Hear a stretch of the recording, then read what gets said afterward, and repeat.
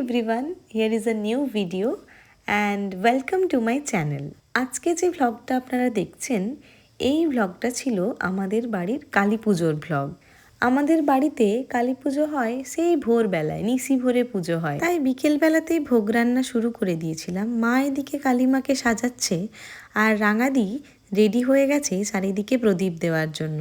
কালী পুজো মানেই তো আলোর উৎসব, যে আলো কাটিয়ে দেয় সব অন্ধকারকে। এইবারে কালী পুজোতে ভোগ রান্নার দায়িত্বে ছিলাম আমি। কি রান্না করলাম সবই আপনারা দেখতে পাবেন, তার জন্য ভ্লগটা কিন্তু অবশ্যই শেষ অবধি দেখতে হবে। আমার ভোগ রান্না শেষ হতে প্রায় 9টা সাড়ে 9টা বেজেছিল, আর এদিকে ভাই ততক্ষণ ফলগুলো কেটে রেডি করছিল। ভোগ রান্নার মধ্যে ছিল খিচুড়ি, আলু ভাজা, করলা ভাজা, কাঁচকলা ভাজা, বেগুন ভাজা, শাক, আর এদিকে হয়েছিল লুচি, সুজি আর পায়েস। সব রেডি হয়ে যাওয়ার পর আমি আর ভাই সেগুলি মন্দিরে পৌঁছে দিয়ে আসি। আর এই যে পুজোটা আপনারা দেখছেন এটি হচ্ছে আমাদের ক্লাবের পুজো।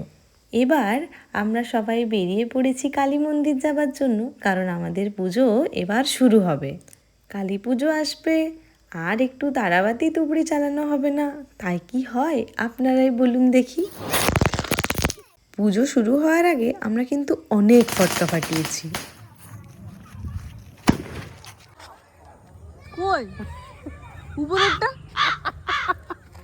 কই?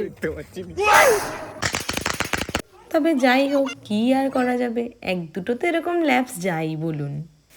সেই গিয়ের থেকে পুজো শুরু না হওয়া অবধি আমরা এত আতশবাজি ফাটিয়েছি যে জেঠু একদম ফ্রাস্ট্রেটেড হয়ে গেছিল। খালি বলছে, ওরে তোরা এবার থাম, এখনই পুজো শুরু হবে, আর কিছুই মন্ত্র শুনতে পাওয়া যাবে না তোদের জ্বালায়।